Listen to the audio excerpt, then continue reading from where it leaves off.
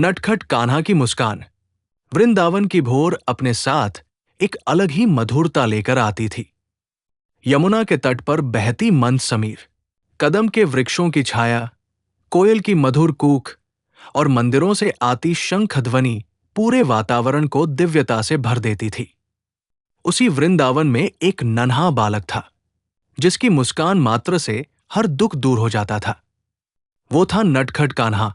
उस दिन प्रातःकाल यशोदा मैया अपने आंगन में बैठी दही मत रही थी। घर में माखन की सुगंध फैली हुई थी। कान्हा अभी अभी नींद से जागे थे। घुंघराले बाल, माथे पर चंदन का तिलक, सिर पर मोरपंख, गले में वैजयंती माला, हाथों में छोटी छोटी कंगनियां और चेहरे पर ऐसी मोहक मुस्कान कि जिसे देखकर हर किसी का हृदय पिघल जाए। आज कान्हा कुछ अलग ही मनोदशा में थे। वे किसी शरारत के बारे में नहीं सोच रहे थे। वे दोनों हथेलियों पर अपना मुख टिकाए आकाश की ओर निहार रहे थे। उनकी बड़ी बड़ी आंखों में उत्सुकता थी, मानो वे किसी का इंतजार कर रहे हों। यशोदा ने मुस्कुराकर पूछा, लाला, आज इतनी शांति क्यों है? न माखन की जिद, न ग्वाल बालों की शिकायत। कान्हा खिलखिलाकर हंसे। मैया, आज मैं सबके मन की बात सुनना चाहता हूं। यशोदा ने आश्चर्य से पूछा, मन की बात? कान्हा ने धीरे से कहा, हां मैया, लोग मुझसे क्या चाहते हैं, ये जानना चाहता हूं। इतना कहकर वे आंगन से बाहर निकल पड़े। सबसे पहले एक छोटी सी गौ उनके पास आई। वो कई दिनों से बीमार थी। कान्हा ने उसके सिर पर हाथ फेरा। गौ ने प्रेम से उनकी हथेली चाट ली। देखते ही देखते उसकी आंखों में चमक लौट आई। वो प्रसन्न होकर रंभाने लगी। थोड़ी दूर एक गरीब बालक बैठा था। उसके पास खेलने के लिए कोई खिलौना नहीं था। वो दूसरे बच्चों को खेलते हुए देख रहा था। कान्हा उसके पास जाकर बैठ गए। तुम उदास क्यों हो? उन्होंने पूछा। बालक बोला, मेरे पास कुछ नहीं है। कान्हा मुस्कुराए। उन्होंने पास पड़ी मिट्टी उठाई और उससे छोटी सी बांसुरी बना दी। फिर स्वयं उसे बजाने लगे। उसकी धुन इतनी मधुर थी कि सारे बच्चे दौड़े चले आए। कुछ ही क्षणों में सब साथ खेलने लगे। बालक हंस पड़ा। कान्हा बोले, देखा, सुख वस्तुओं में नहीं, साथ में होता है। आगे बढ़ते हुए कान्हा यमुना तट पहुंचे। वहां एक वृद्धा बैठी रो रही थी। माता, आप क्यों रो रही है?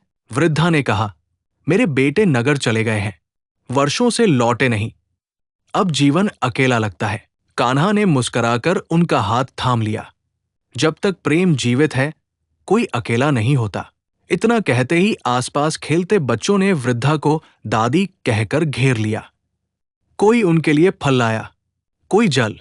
वृद्धा की आंखों में आंसू थे, पर इस बार वे दुख के नहीं, आनंद के आंसू थे। दिन ढलने लगा। गोपियां अपने अपने घर लौट रही थी। अचानक उन्हें याद आया कि उनके मटकों का माखन गायब है। फिर वही कान्हा, सबने एक स्वर में कहा। वे नंद भवन पहुंची, लेकिन वहां जो दृश्य था उसने सबको मौन कर दिया। कान्हा छोटे छोटे बच्चों के बीच बैठे थे। उनके हाथों में वही माखन था जिसे वे गोपियों के घरों से लाए थे, पर आज वे स्वयं नहीं खा रहे थे। वे उसे उन बच्चों को खिला रहे थे जिनके घरों में कई दिनों से घी और माखन नहीं बना था। एक गोपी बोली, कान्हा, तुमने चोरी की है।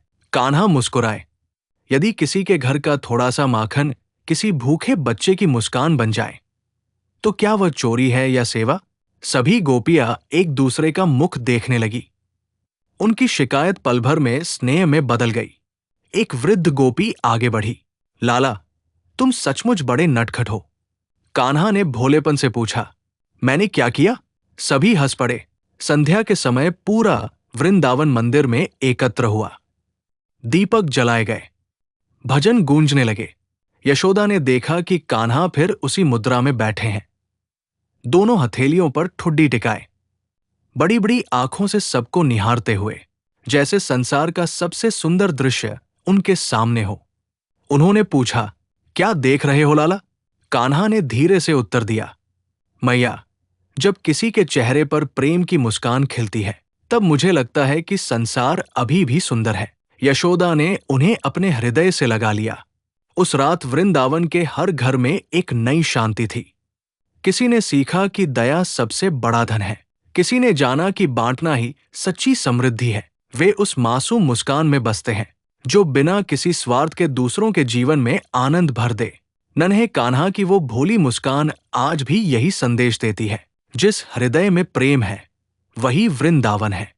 जिस हाथ से सेवा होती है वही पूजा है। और जिस चेहरे पर निष्कपट मुस्कान है वही स्वयं श्री कृष्ण निवास करते हैं।